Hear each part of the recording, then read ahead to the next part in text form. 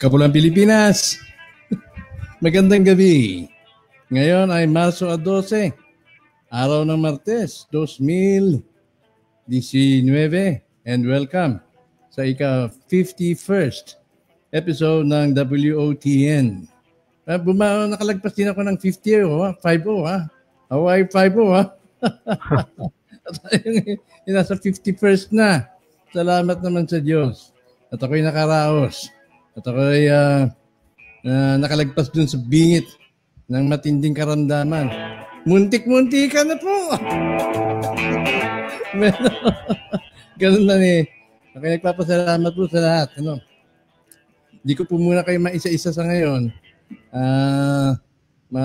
Nagkaroon po ng kumbaga pagpapauna. Ito ang aking kaibigan. At binalita nga niya sa inyo ang aking kalagayan. Dahil siya po'y batid niya na ako'y nasa masamang pakalindan dahil kami laging nag-chat. At nung huli naming programa, ako'y nakaranas ng matinding sakit. No? Pero sabi niya, kaya mo yan. Kaya ka naman kinaya. Kaya, Ngunit paglipas ng mga araw, sumama na talaga yung aking pakiramdam. At nang ako'y ma-hospital, nasabi ko sa kanya, siya aking munang sinabihan. At yun nga, pinagpaalam din naman niya po sa inyo. At marami pong salamat sa lahat po ng mga nagpahatid ng kanilang concern, ng pagmamahal, at doon po sa mga nagpahatid ng healing energies in terms of well wishes and in terms of course yung financial help. Maraming salamat po. Hindi ko po muna kayo maisa-isa sa ngayon. Pero alam ko po, kilala ko po kayo. At doon sa mga hindi pa po meron din naman nagpadala na hindi po nagpapakilala. Marami pong salamat. No? Gayun pa man, papakilala ko muna ang aking makakasama ngayon para magkaroon din po ako ng reflective measure. Kasi ako po yung nag-iisa. Hindi ko nangangahulugan na wala akong asawa talagang uma-attend. No? Wala pong akong asawa dito sa aking kinalalagyan. Nag-isa po akong namumuhay. Pero hindi ko nangangahulugan wala akong asawa. So, nandiyan po sila. Ba't sila? Gila ng mga anak. Ayan. Nandiyan naman po yan. Pero, hindi nga, ang lifestyle ko iba. Kaya pinili ko mamuhay ng mag-isa. Kaya sabi nga ni Ede, maghanap na raw ako ng makakaagapay sa buhay. Anyway, so paglilinaw po yan, na ako naman hindi talaga totally nag-iisa, kundi sinadya ko pong mag-isa sa buhay. Ayan. Di ba, Ed? Ba't wala ka sa screen? Ha? Nandito ako. Nandito ako sa tabi mo. Hindi ko makita sa screen. Lumipat ka. Nandulas pa ako sila. Sila. Pumasyal nga pala sasalamatan ko si Faye Faldas ng Iloilo. Napuntahan niya ako sa hospital. At doon, napatid naman niya yung aking kalagayan. Anyway, pati mo muna yung ating mga viewers, mga listeners, Ed. Magandang araw, magandang gabi sa mga listeners natin. Magandang araw sa mga kasamahan natin na manood nito. Mag-upload natin later on at saka sa YouTube. Huwag kalimutan. Pakiano naman yung frame mo kasi hindi kita nakikita o kita mo wala ka sa frame. Yan. Ganon. Okay na. So, maski si Eddie, hindi niya batid yung personal circumstances ko dito. Ang alam niya na nag-iisa ako. Minit na totoo naman. Totoo naman. Pero hindi mo nangangulugan na walang asawang pupunta o dadamay kung kakailanganin. Ayan. Ako naman nandun din naman. Sabi. Ha? Hindi ka nagsasabi sino ba yung mga kasama mo diyan? Yan. So nandun kami sa trying moments na ultimong, hindi ko alam kasi magulo yung aking marital circumstances. Yung familial situation ko magulo. At nandun kami sa trying times na akala mo sino bang aasahan mo? Sino ba yung nandiyan dyan? Asawa naman ng Diyos, hindi naman ako pinaya. At nandun, bukod dun sa mga sa pagmamahal, no, na inyo pong ibinahagi sa akin, pinakita, pinadama sa mga ganit anong kaparaanan niyan. Yung aking mga anak, nandiyan din naman po. Hindi rin po nila pala ako pababayaan. Although na, impression ko kasi, Ed, no? Alam mo naman siguro mission tayo, nakakilala tayo hindi dahil sa Wealth of the Nation, nakakilala tayo hindi dahil sa tayo merong podcast, kundi nakakilala tayo dahil ako kilala mo as a UFO experiencer. And alam mo naman siguro na by all heart, tinanggap ko na meron akong inassume ko, no? Na meron akong gagamit ng mission. Although na kaya tayo nagkakilala. Yung pagkilala nga natin, 1 month after, bigla kang nawala na naman. Saan ba ako nagpunta? Saan ka nagpunta? Nasa, sa Mindanao. So, nandun yung dahilan kung bakit na-frame ko o napipicture ko na ilalagay ko sa kudrado yung existence ko, yung meaning of life ko. No? So much as far as yung relationships ko sa family, hindi ganun ka-solid, hindi ganun ka-profound. So, since na nagkaroon ako ng experience sa UFO, hindi naman minsanang encounter lang yun. Naging frequent yun, and I would pwede ko i-classify siya as something na far from ordinary UFO encounters. So, yun doon ko na ngayon na nakita yung panibagong meaning ng buhay ko. Kasi prior to that, yung buhay ko is medyo flamboyant ako noon . Maraming pera, maraming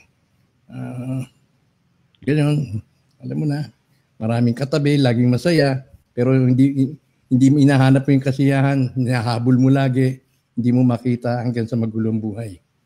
So, nagkakilala tayo, natuto akong tumayo mag-isa, at yung relationships ko sa family medyo blurred pagkagano'n. So, dumating na yung punto na after 12 years, hinantay natin, kala natin may mangyayari dun sa Nibiru, kala natin mag-end of the world na, etc. Hanggang sa, parang nakalimutan ko na yon kasi may bumisita sa aking alien, parang niliberate niya ako . Tinurukan na ako dito ng matialat na syringe, something na nag-puncture dito sa tuktok ng ulap ko. And after that, parang na-liberate ako, nasaya ako, and grounded na naman ako. Back to ground, yung pa ako nasa lupa na naman. So, unti-unti parang nakakalimutan ko na yung mission ko, nakakalimutan ko na tungkol dun sa mga gawain ko or dun sa mga inassume kong responsibility. Although, hindi ako fully aware kung ano talaga. Hanggang ngayon, nagkatanong pa rin ako. Now, hanggang dumating na nga itong punto na sa Wealth of the Nation, ayun, parang nag-recollect. Ha? Hindi lang Wealth of the Nation at saka Pro-UC. Pro-UC. So, nag-reconnect. Mamaya, ikukwento ko sa'yo, bigyan mo ko ng analysis, kaya kailangan kong pakinggan mo yung aking salaysayan dahil nandun ako sa bingit na muntik na . Kita dun si Chocolate, yung ang komedyante, nadali the same period nung pagkaka-hospital ko. Narinig ko nga yun . Yung kwento na yan. Sige, patuloy. Okay, bago natin, bigyan muna natin daan. Maraming salamat po. Hindi ko muna kayo iisa-isahin para handa pa natin. Pero salamat po doon sa mga nagkaloob. At sa ngayong gabi, pinasasalamatan ko sila Tora Dumasing, Hanashi, Takashima. Hindi ko maisa-isa man. Pasensya na, ako'y kinakapos pa ng hininga. Rosilo Ablan. Ayan, sa Pekog family. Naku, maraming salamat. Members live tonight. Thank you, Princess Elizabeth. Sa Pekog at sa mga kay Faye Faldes na bumisita sa akin, dinala ako ng napakasarap na saging, Ed. Nako. Oo, generous yung pagkagat mo . pumuputok yung nektar. Ha? Okay. Kay Elvin Gabuat, kay Claire Bansag Diaz, Buboy Ramos, Norberto Bustilo, Emilio de la Rosa. Okay, hindi ko na muna kayo isa-isahin, kasi ninakapos pa ako. Tapa-flash ko na lang to sa screen ang inyong mga pangalan. So Ed, nandun ako sa bingit ng parang mamamatay na ako. No? Yung time na talagang hindi ko na matiis. Yung Thursday. Nung Saturday and Sunday. Saturday, Sunday na. Yung Saturday, inatake ako, and Sunday, lumala na kailangan na siguro talaga magpakita na magpunta na ako doon sa hospital, no? So, nung Saturday, Sunday, hindi ako makakatulog. Tuwing pipikit ko yung mata ko, na parang mapapatulog na ako, pakiramdam ko parang may humahabol sa akin. Ibang kabuhi. Sa Bisaya pa yung nervyos. Parang nervyos, hindi ito sa solar plexus mo. No? Pakiramdam mo pagpikit mo, dumating ka dun sa isang punto na magdudulot ng shock dun sa solar plexus mo na mura kong kabuhi yun, marang naghihilab yung sikmura mo. At hindi mo magugustuhan yung mararamdaman mo. So, yun yung sintomas na binabantayan ko dahil mother ko nung mamamatay na siya. Yun yung mga sintomas na nararamdaman niya. So, yun yung time na pakiramdam ko, may humahabol sa akin. Gustong pumatay sa akin. Ganun na. Ano sa tingin mo? Yung ba nagdidelirio ako dahil kulang na ako ng oxygen sa katawan?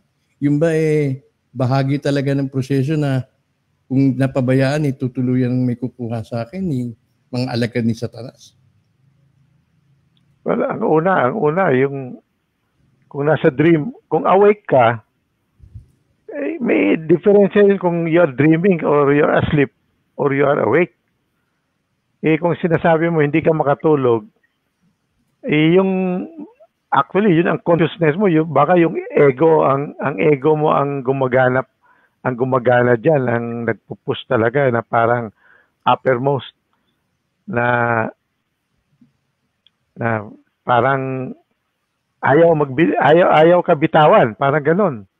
Mm-hmm. Kasi ego is the source of a lot of the negativities natin para sa akin, ha? Parang nandun yung punto na nagna-nightmare ka. Nightmare yung experience mo. And ang situation, pwede rin na tulog ka, but yung spirit mo naging conscious sa katawan mo, tapos nakikita niya yung baka mayroong naghabol nga sa'yo talaga ng ibang espiritu. That's right. Good evening. Special thanks kay Supremo, nakikinig siya ngayon. Supremo, regards sa lahat. So, yung point na yun na parang nasa dying moments talaga ako, Ed, na hindi ko na ma-explain sa sarili ko. So sabi ko, it's time to go. Punta ako sa emergency. Nagpasuri na ako sa doktor. Nung mabigyan ako ng ikaw lang nagpunta doon? Hindi walang kasama ka? Wala.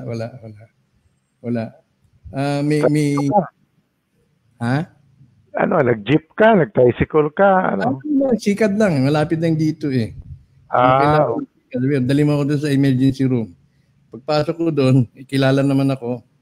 Kasi nga, yung wife ko, nandun sa hospital na nagtatrabaho. So, pwedeng may privilege sila doon. Kasama ako. Kasi yun. Doon nung nalapatan ako ng initial na medication, medyo bumuti yung katawan ko. Sabi ko, I will settle with these guys. Guys, no? Yung sabi kong guys, yung umuusig sa akin, yung humahabol sa akin, na alam kong hindi nila ako titigilan hanggang hindi nila ako mapapatay. Ganun ang pakiramdam ko. So, ang description ng mga resident doctors doon, yung naramdaman ko was something like anxiety attack. Anxiety, yun ang normal mainstream analysis. Yun ang tinatawag na mainstream analysis. Pero pag titingnan mo rito, parang may kalaban ako, no? Parang may kalaban akong espiritu. Something unforeseen. Oo. So, nung matapos ako, dinala na ako dun sa ward. Sabi ko, I will settle with these guys. So, nandun yung anak ko na, kinukunan niya ako ng video. Sabi ko, kunan mo ako ng video. Nagsasalita ako, may kausap ako. Kinakausap ko yung mga yun. So talagang may espiritu na lumapit sa iyo. Meron. So ang sabi niya, tinutulungan ka namin. Actually, kami yung nagpo-provide sa'yo ng information na kinakailangan mo doon sa programa mo. Yun sabi sa akin. Mm-hmm. So, apparently, sila nagpo-provide, pero sabi ko, bakit niyo ako gustong patayin?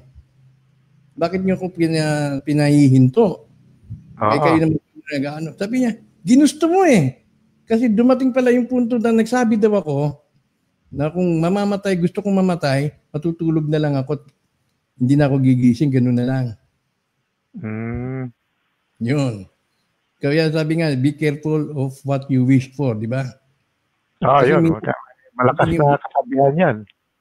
Dumating yung moment, meron yatang moment na a week ago or 2 weeks ago, na emptiness, tinamaan ako ng emptiness. Sabi ko parang kung mamamatay lang din ako. Ganun na lang, matutulog ko na lang. Na potentially pwede na nga kasi tumaas na pala yung aking glucose. Konting tulog na lang yon. Maliban na lang dun sa anxiety attack na yun ang gumigising sa akin na sabihin na lumabang ka. So, sinettle ko muna itong mga espiritu na to. Sabi ko, balikan nyo na lang ako after 25 years siguro. Huwag muna ngayon. So, it was part of the fault. Binigyan mo pa ng timeline. Sabi nga ng kaibigan ko, ba't sinabi mo 25 years? Sana 50 years. Hindi, baka mamaya kailanganin ko na rin sila. Pero prior to that, iniisip ko baka nga talagang inattack ako dahil sinabi nila doon na namomonitor nila yung ginagawa ko, eye movement ko, pag tumingin ako sa computer, hindi ko alam, hindi mo alam na natitrace pala na nila yon. So yung intentions ko, alam nila. So bakit naman? Kasi meron talagang nagmo-monitor sa atin even through the computers. Totoo yan. So sabi niya, wala namang problema daw. Tinutulungan naman daw nila ako dun sa mission ko. But ako, akala nila, I would be happy kung bigla na lang akong mabubuwal at mamamatay para problema ko tapos na. On the other hand, nisip ko rin na baka meron ding nagagalit sa akin at I was subject to a psychic attack. Posible. Remember, di ba yung nandito ka, yung pumunta ka dito, we have a similar dream, di ba? Yung sinabi mo, pabalik-balik yung dream mo na meron kang umaatake sa'yo. O mayroong nangyayari. Tapos yung isang before you arrive, before ka nagpunta rito, nag-dream din ako na I was observing yung isang sasakyan na trying to cross a bridge under repair. Tapos yung, di ba kinuwento ko sa'yo na umangat yung steel plate, doon tumama sa pasahero. Tapos ang nakita ko, hindi ko naman nakita na ikaw yon, pero the scene na nakita ko talagang very bloody, very gruesome. Kaya sabi ko sa'yo, kung meron kang pagpunta ka dito, may mga travels ka, wag ka na dito ka na lang sa Maynila. And you were supposed to go somewhere, di ba? I was reminded of that. Mabuti na rin nabanggit mo ulit dahil nga parang mayroong ng threat sa buhay ko na laging bumabalik. Anyway, maybe psychic attack, maybe spiritual attack. May nakatagpo kasi ako nung nandyan ako sa Manila. Meron akong nakausap na isang indigenous person. Isa siyang native ng isang tribe. And I was impressed dun sa kanyang kaparaanan. Ano? So, humingi ako ng blessing sa kanya. It was my fault also. And a blessing in a sort na gusto kong bigyan niya ako ng power niya, kung ano man yung power niya, yung kakayahan niya. And binugahan niya ako ng hangin, bininingahan niya ako. Bukas yung dito ko, yung sa gitna ko, dito sa third eye, kumbaga, di ba?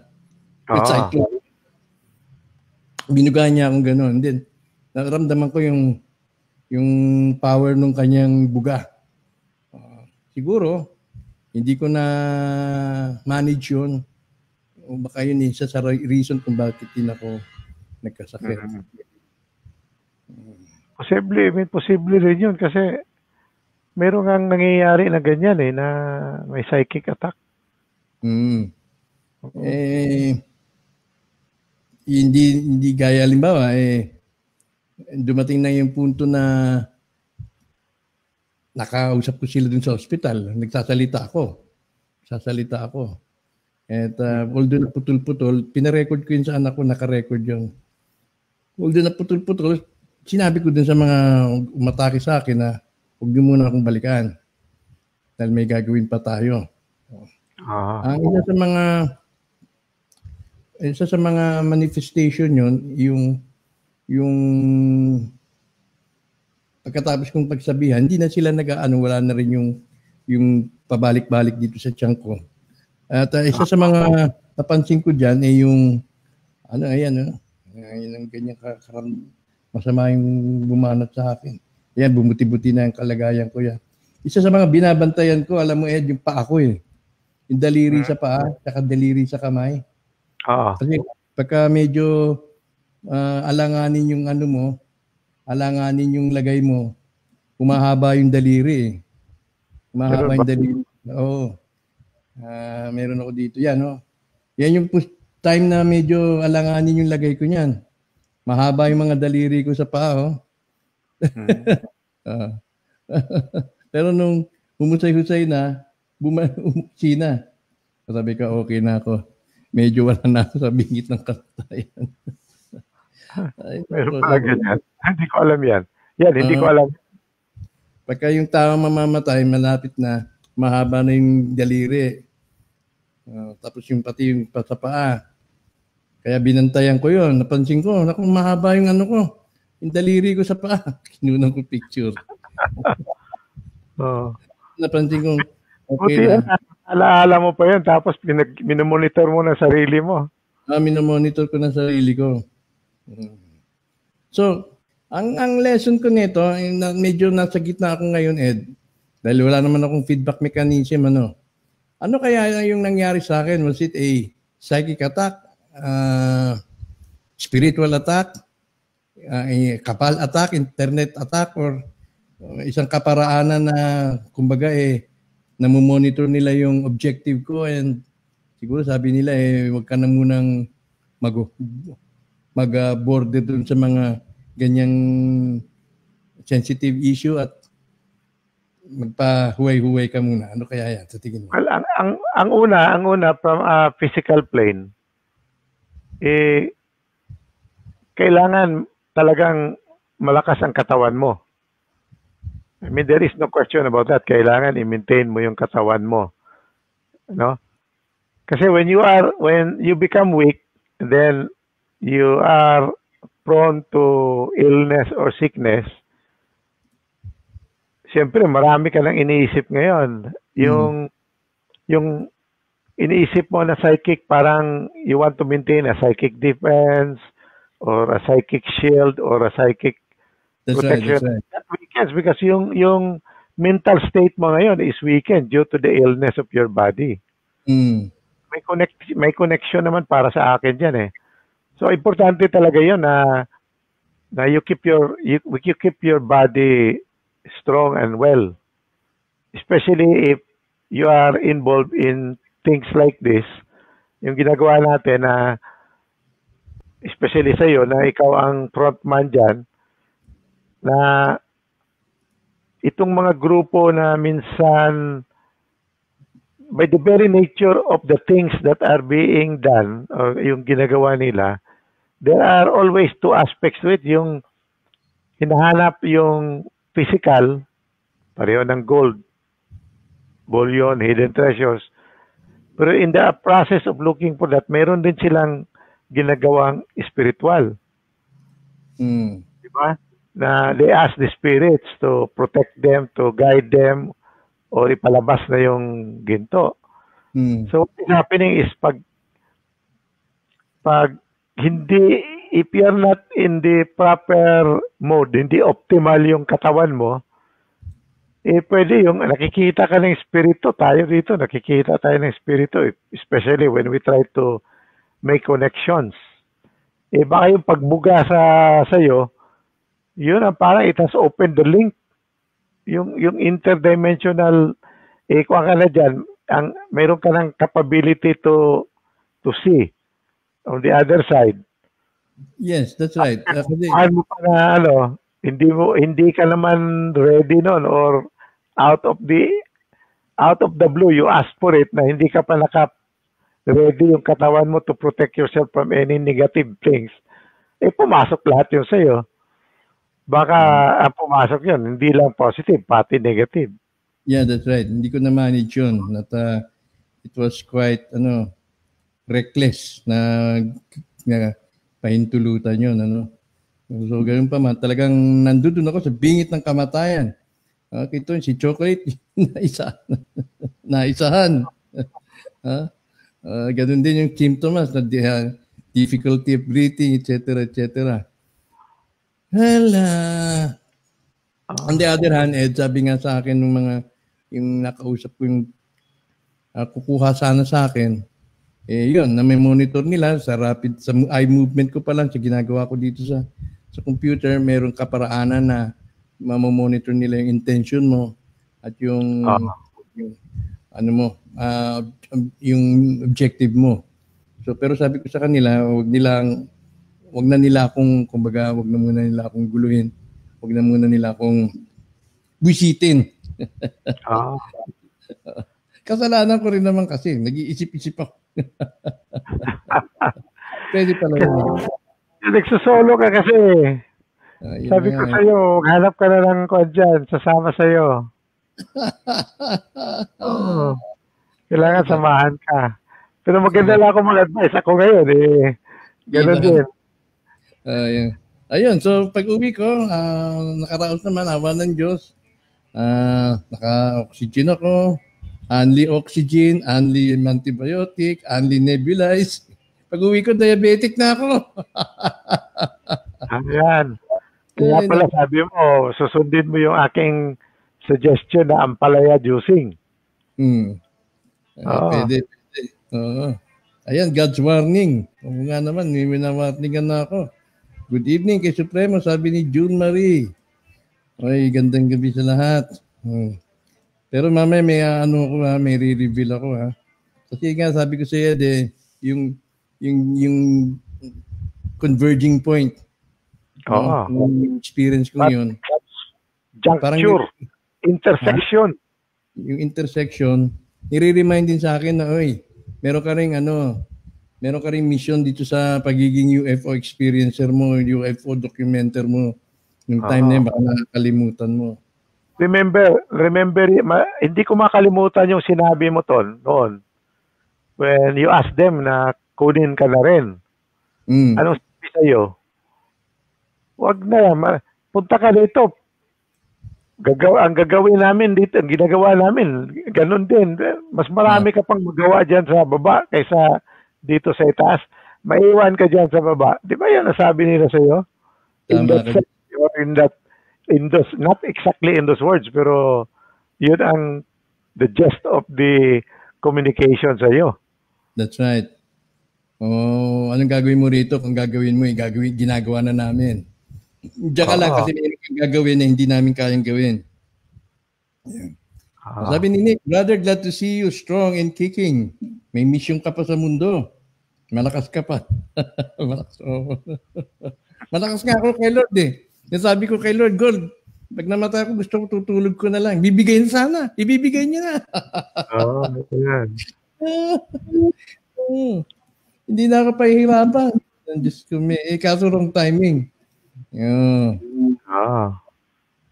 Yung pinadala pa nila, hat na hat. Hat na hat. Yung pinapunta sa'yo, hat na gawin. Buti na lang na i-ikot pa natin. Pakiusapan pa. That's why actually, one of my intentions, bakit in-announce ko yun, kasi may mga ibang kasama tayo dyan who are good intention, positive, very prayerful, mas closer sa sabihin natin spirit world, makatulong talaga sa iyo in terms of their healing energies, yung good intentions nila na you get well soon. Yun ang importante rin And ano pa nga sa akin parang pina-recall pa nga sa akin na meron pang ibang grupo na kumbaga nanghiram pa. Nangutang pa ng hininga para daw sa akin. Kaya nagpalipad ang espiritu, tapos sabi ng hiram pa sila ng hininga para ibigay sa akin. Binibiro yun. Yun ang actually yun ang pumasok sa isip ko na yung pag-announce ko doon kahit ayaw mo alis sa mga kasamahan dyan sa atin sa WOTN, ayaw ni Tony talaga na ipaalam. Pero ako mismo sabi ko hindi pwede, even without your consent, talagang nilabas ko yung information na yun. Para nga, ang importante yung mga healing energies para sa iyo. That's right. Thank you. Ayan, sabi ni Supremo, pareho lang tayo, sir. Ako din. Until now, under attack pa. Mas malakas pa sila ngayon. Kaya lakas ng loob mo. Kaya lakasan mo loob mo. Tama ka dyan. At itong reset na inaantay natin. May balita dito, may text. May mo sabi sa akin, Ed, tungkol dun sa reset, no? Itong espiritu nga gustong kumuha sa akin. Meron ginagawa silang experimentation daw ngayon. Na itong financial reset na inaantay natin, hindi ito magaganap until yung supercomputer ay na may implement na o may ma-activate na. And then yung sa supercomputer na yun, kabilang pala tayo doon. So parang lumalabas na, kumbaga yung following the matrix theory, parang lumilitaw na nandun tayo sa loob ng program ng supercomputer na yun. Parang kuha tayo dyan, yung hologram, yung matrix. So yun ang nireveal naman sa akin nitong lately. So they're doing these final tests and experimentation, napakabilis. Isa ko dun sa mga recipient ng testing na yan Yung thoughts mo, ibabato mo pa lang, and then bubuelta sa'yo kung anong impact. Kung nakasakit impact pala sa'yo. Yun ang iniisip mo, binato sa balik sa'yo, masamang impact sa'yo. Bilis. Halimbawa, may thoughts ka. Binato sa kaibigan mo, doon sa nakita mo. And kung yun na evil thoughts o ill generation ba, masama yung thought na yon, babalik sa agad yun to reprimand you. Kaya yung mga Tony, mga suggestion sa mga guru, sa mga mystic, gano'n, na when you start going into meditation, you are actually opening yourself to the spiritual world. Kaya they always say na kung mag-practice ka nga nito, you have to ground yourself and know how to protect yourself. Yun ang first step palagi. If you go into meditation, the first step is always to ground yourself and then to create a shield of protection around you. Tutulungan ka sa mga anghel mo, sa higher self mo, na maprotektahan ka. And then that's the time you open up yourself to whatever things that you would like to make sense of or to make contact with. Alam mo, yung sinabi mo ngayon sa akin, yung tungkol sa computer na yan, yun din ang naririnig ko ngayon in some of the lectures, some of the interviews na napakinggan ko, na there will be a parang mag-leapfrog na papalitan na yung existing electronics ng ating mga cellphone. Maging quantum na. Quantum na. Quantum na. So, yun ang mas mabilis, mas malakas, mas maraming kakayahan ang mangyari kung quantum cellphone. Yung cellphone natin maging parang, actually it is now a computer, pero it changes into a quantum computer. Yung ano ko, yung parang yung after yung ordeal ko, no, after that pinasok, parang na-enroll ako dun sa in-enroll nila ako dun sa testing na yan, na kung yung reflective capacity ng isang tao takes years bago niya ma-recall yun eh. Alam mo, meron akong gawang masama o kinasama ng loob dun sa isang tao. Yung reflective capacity mo minsan hindi pa nga mangyayari in your lifetime. Baka pag malapit ka nang mamatay, doon mo pa lang maalala yun. No? Pero this one, itong sa quantum computer na to, it's going to be very quick. Kumbaga nagawa mo ito without any evil intention, wala namang malice. Pero nakasama ka ng loob, magbabounce back sa'yo agad yon to inform you na nasaktan mo yung ibang tao. Pero kaya nga I was if you will go back to some of the postings that I have made for WOTN, yung process of cleansing, ang tawag ko doon is yung parang forgiveness protocol. Yung procedure na ginagamit ni Dolores Cannon. Kasi ang talagang sabi niya, the only way that you can ascend to the higher dimension is that you must learn to forgive. Forgive yourself, forgive others, and forgive all those that have sinned against you or have done something against you. Kaya in this world, hindi man natin ma-recall. Para sa akin, wala man akong capability to recall anything that is in the past life. So, ang iniisip ko lang, yung present life ko ngayon. So, ang ginagawa ko, yung proseso, i-share ko na lang dito na yung prosesong ginagawa ko is parang i-segmentize na ko ang buhay ko by let's say 5 or 10 years. Every 10 years, tinitingnan ko yon. Ano bang mga special events doon? Ano bang nangyayari doon na that I hurt someone or someone hurt me or I did something that could have hurt people that I did not know. So I reach out to the spirit world or to the other dimension or to whatever, to the air, sabihin na natin, sa kahanginan, and ask for forgiveness. No? Hindi naman kailangan na nandyan ka personal.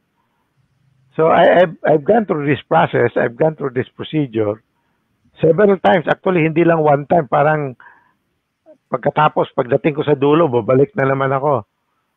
And there are things talaga na ma-remember mo, you feel very uncomfortable. And parang nahihiya ka or nadidiri ka or talagang natatakot ka sa sarili mo. Anong ginawa mo doon? Ano? Well, ganun yun. Doon sa mga ganyang development, halimbawa kung tayo nga kasi parang interconnective to eh.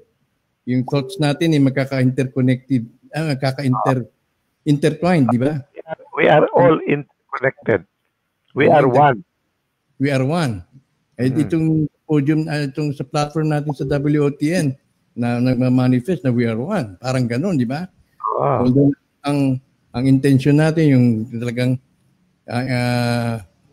inherent objective magkakaiba man, pero we are one together in discovering or in attempting to unravel the whatever there is in store.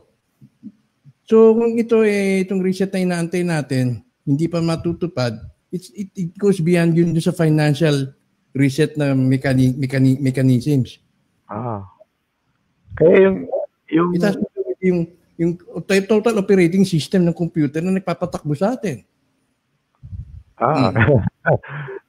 Core ka pala, matrix ka pala. So batay dun sa matrix theory na yun. Kasi yun ang magdidikta kung paano natin ipiperceive yung future, paano natin ipiperceive yung existence natin, kung paano ipiperceive yung concept of humanity. Yung remember yung yung sinasabi mo ngayon, nakikita ko yung tatlong yung sinasabi mo, minomonitor yung pagtingin mo diyan sa computer, parang tinitingnan ka rin nila na sa aking mga nabasa, narinig or na research, it's either the aliens, yung other dimensional beings like yung sa Biringan, or yung inner earth. Lahat ito, aliens, interdimensional at saka inner earth, may capability yan talaga to make use of our existing technology and to hindi lang sila manood, but they can also using their power of telepathy kasi higher advanced beings na to . Using their telepathy, pwede kanila ma-influence, so to speak, kung anong direction. Correct. So hindi natin alam na minsan nag-uusap tayo dito, may papasok lang sa isip sa atin, hindi natin alam yung isip pala galing doon. Totoo, ganun. Ganun ang sinasabi nila sa aking influence, no? Okay. Mamaya address natin itong tanong ni Willie. Ito muna, galing kay Doc Hari. Sabi niya, diabetic ka na ng matagal. Sa itsura ng paa mo at binti, daming psychosis yung nangyari sa'yo. Complication yan, ang dami mo kasi uncontrolled at wala ka treatment. Thank you, Doc. Ngayon pa lang. Quantum financial system yung supercomputer this month na yan. Kung di maharang ng kabal, may kinalaman din ng Basel compliance ng mga banks. O yun, sa quantum computer naman, So, siguro yun, hindi lang ito basta yung sa financial reset, yung pagsasaayos sa Zimbabwe, pagdi-declare ng official currency na gagamitin sa Zimbabwe, hindi lang yan, kundi pati yung supercomputer na magpapatakbo sa buong mundo, magpapatakbo sa isip mo, magpapatakbo sa isipan mo. Isipan ko. Yung kaisipan actually dyan is yung we have to learn how to control, ang nakikita ko dyan, we have to learn how to control our minds. And then, we can only start doing that if we go back to the practice of meditation and to try to understand the spirit world. And then magkaroon ng may activity itong quantum computer na to that would influence us. In so far as our existence is concerned, it will empower us into a new level. Hindi lang natin pa alam kung ano yung such a sort of empowerment yan. Kasi siyempre yung processing lahat mabibilis din. Correct. That's true. Yung telepathy natin, etc. Whatever na sabi ni Willie, kung nakausap ko, small people ba? Meron mga small people noon, meron din mga naka-tight suit.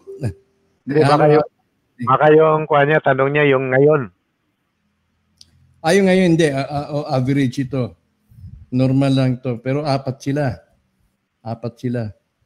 Pinalayas ko na. Balikan na lang nila ako. Huwag muna ngayon. May gagawin pa kami. Ay, nako, Edo. So, yun.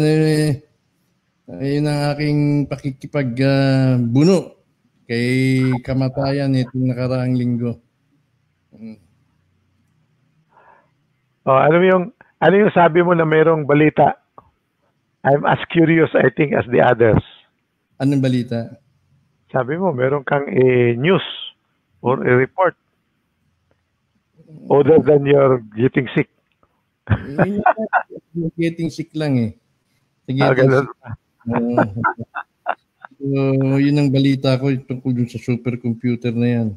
na inaayos pa. Actually, last week, Tony, I had mayroong weird dream ako last week eh. Na, I want ko if I was nasa table, parang nasa operating table ako or something eh. Tapos may tinusok sa pusod ko, sa itong belly button. May tinusok sila, tapos ang daming lumabas na parang tsokolate. Oh. Ano yun? Ay, di ko nga alam eh. Baka, I don't know, maybe it was parang because I'm doing exercise ngayon. Sabi ko nga sa'yo, hindi ko pala na yan. One thing I've noticed ngayon is that since I've started juicing, I feel very light. I mean, nagdo-juicing ako ngayon, squash at saka ampalaya, di ba? Yung sinasabi ko sa'yo. That's right. Actually, it's nag-alternate ako every other day. Ampalaya ngayon, sunod araw, squash. Pero hinaluan ko ng carrots, tapos nilalagyan ko ng kalamansi. Kung wala akong kalamansi, ginagamit ko yung pineapple juice na unsweetened.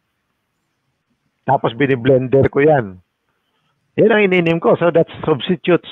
Hindi na ako kumakain. Pareho ngayon, uminom ako ng squash ngayong, ampalaya pala today. Hindi na ako nag-dinner. Kasi busog pa ako eh. I feel full. But the rest of the day, yung pag-iising ko, gano'n, I feel very light. Pero yung weird yung dream ko na may tumusok sa, yung I was in the table, ewan ko kung spirit, yung dinala yung kwan ko, yung spirit ko, nasa lamesa ako, tinusok, that was last week ha. Alam na sabay sa'yo. Tinusok yung tiyan ko, tapos yung tube, parang tube yun, ang lumabas mga, parang lumabas na tsokolate. Ayun. Ano kaya yan? Baka nga kwan yun eh, baka negative something o yung mga masasamang bagay na lalon, aywan ko. Ito, Binigari, yung huling show ninyo, napansin ko na medyo bothered kayo. It's like something is messing with your thoughts, and that was when your aura became distorted and vulnerable to attack. You failed to protect yourself dahil you were sincere when you've done na ako na in one of your recent show, sending opposite signal sa inyong quantum energy. It's good that you were able to recompose and clean your thoughts. You will be better now. Thank you, Gary. Oo nga, dahil nga talagang ito pa lang yung tungkol dyan sa mga gold na yan, talagang yung thought pa lang, yung idea pa lang, minsan nakaka-drain talaga, ha? Siyempre, palagi ka nag-iisip every time we have a show, di ba? Oo. If you smoke heavy 20 cigarettes a day, double the risk of developing diabetes. Sabi niyo sa computer ng 1999 pa. Gandang gabi lahat. Okay. Wala namang announcement. Yun nga lang. Doon sa nag-feed sa atin ng direct information, sabi sa akin hindi na raw muna sila mag-feed sa akin ng information dahil kapag nasasabi ko raw dito, nadidetect nila. Nadidetect ng mga kalaban at napapansin kung sino yung nagsusupply. Kaya baka isa rin yun sa dahilan ko bakit ako nagkaganito. Kaya sabi, cool lang muna daw, cool. Antabayan na lang. Yung mga lumalabas na sa internet, yung kay, ewan ko parang si Karen Hoodies din yun eh. Yeah, yung sa Canadian, binabasa niyo yung mga comments ni Judy Byington. Yun, reliable yun. Pero sabi nga ng ating direct source, hindi na muna sila magbibigay but something is happening. Hindi pa ganun ka lubusang. Sumusuko ang mga kabal at they're still fighting it off. They're still trying to fight it off. So, dagdag naman dun sa information na aking mga natanggap, spiritual o dun sa mga aliens, inaayos pa yung quantum computer na yon na magbabago sa atin, mag-i-introduce sa atin ng mga panibagong kakayahan. Hindi ko lang alam paano ito i-upload, paano ito mangyayari, kung biglaan ba o lahat tayo ay capable of receiving it. But beforehand, yung mga financial reset na yan, circumstantial lang yan dun sa grander, mas malaking reset na mangyayari. Yan. Okay? Sige. Bigyan muna natin ng daan itong ating mga Ed. May nabasa ako, si Queen Elizabeth daw, nasa bansa natin, kung totoo, ano kaya ibig sabihin nun? May magaganap na kaya? May mga balita rin gano'n na nagpunta na nga si Queen Elizabeth dito, somewhere daw sa bukid nun. At ang sakay daw parang mala UFO na sasakyan. In-inspection daw yung mga holdings, yung mga ginto. So dito po sa mga kaganapan dyan tingkol dito sa ginto, hindi lamang po involved dyan yung Central Bank, hindi lang po involved yung Pentagon, CIA, etc. Kundi siyempre malaki po ang involvement dyan ng mga nasa Encantadia. Niniwala ka dun, Ed? Yung ibang, the other dimensional beings. Yan. Interdimensional beings. At kaya yung mga nakakalabas man, nakakalusot man, ay naibabalik din yan dito sa atin. At siyempre, nasa Mindanao, ang sentro ng mga makakapangyarihang engkanto. Nasa Mindanao pala, Ed. Di ba sinabi yun noon sa ni Dato, sino ba yung Dato na yun na yung nakausap natin na Dato Seuss. Hindi yung Seuss, yung isa na nag-coincide naman doon sa yung sinasabi niya na ang isa sa mga portal ay sa Hasaan. That's Misamis Oriental. And then kung i-connect natin yung mapa na pinakita sa iyo ni Dato sino yun? Yung mapa na may mga ley lines. One of the main intersection is very near Hasaan. Cagayan de Oro, no? So there are two information. So if you are doing research and you try to correlate information, so merong isa nagsabi ang portal sa Misamis Oriental. The second one is yung nagpakita ng mapa, one of the intersecting ley lines is in Misamis Oriental din. And as I was telling you, yung pinakita ko sa iyo, na yung ley line doon sa Northern Mindanao, that is a very ancient volcano. Talagang matanda na, that's an old volcano. Ang mga anak ng volcano na yun, yung sa Camiguin, yung Hibok-Hibok, Bulkan, Mount Timpo, Tres Marias, yung mga volcano na yun doon, yun ang anak ng bulkan na yun. Okay. At ayun, doon na muna tayo. Wala tayong masyadong may bibigay na kumbaga kung natin meron pang pasapog na hindi na muna tayo ngayon, ha? Nagpasalamat ako sa mga kasamahan natin na nagpadalang healing energies para sa iyo. Gave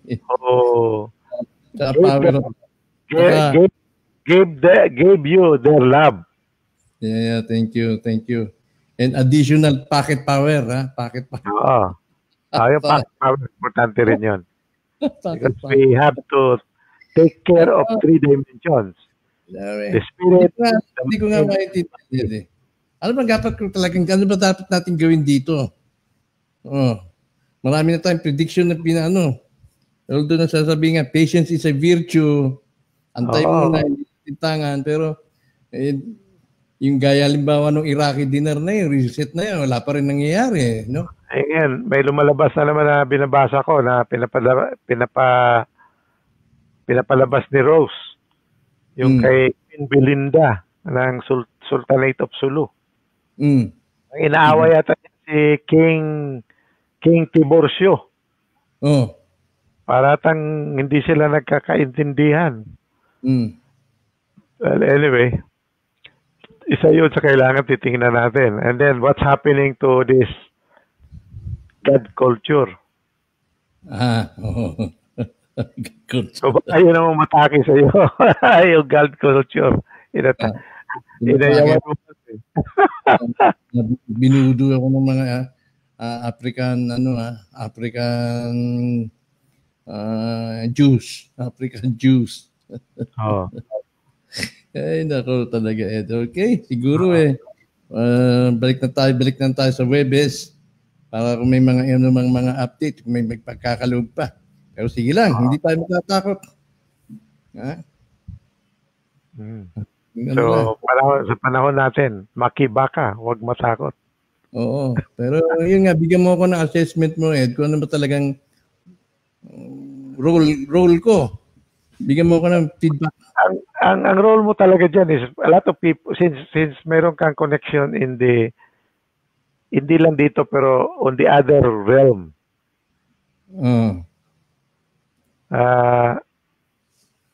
Kaya you are the intersection. Ganon? Ikaw intersection sa other dimensional, sa other realm, at saka this physical world. Interesting. Kaya tinistingan kanila kung bubigay ka ba. Hindi ka, sabi mo, hindi pwede. O yun, binitawan kanila. Oo, balikan na lang after 5 years. Hindi ka kinuha. Kinumpit ko muna 20. Tinesting yun. Ay, nako. Okay, sige. Tulungan mo ako as we take this journey together. Okay, may mga nagsasabi nga, sila naman, yung ating mga audience nagsasabi na may gagampan ng pamisyon, kaya tayo magtutulong na makapagbukas, yung increase yung awareness. Siguro nga, doon sa processes na involving spiritual awakening, although na hindi man tayo guru, pero nakaka-facilitate na ipa-facilitate natin yon. And then siguro, in the process of awakening, in the process of enhancing yung ating mga kailangan i-improve sa sarili, that's the time na ma-achieve din natin yung, ma-obtain natin yung wellness pagdating sa physical, pagdating sa material, mental, and psychological wellnesses. So, yan. Ay, nako si si Virgilio Cabrera Lihesta.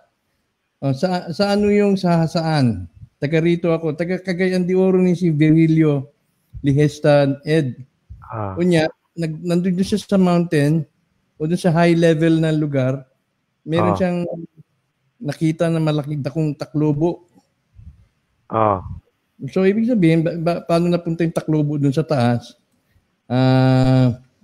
Gayong yung nakita nilang remnants, dapat dun sa mababang lugar. Okay, so si Virgilio Cabrera Lihesta. Yung sino yung nagkan sa'yo? Titingnan lang niya kasi na-post mo naman yung mapa, di ba?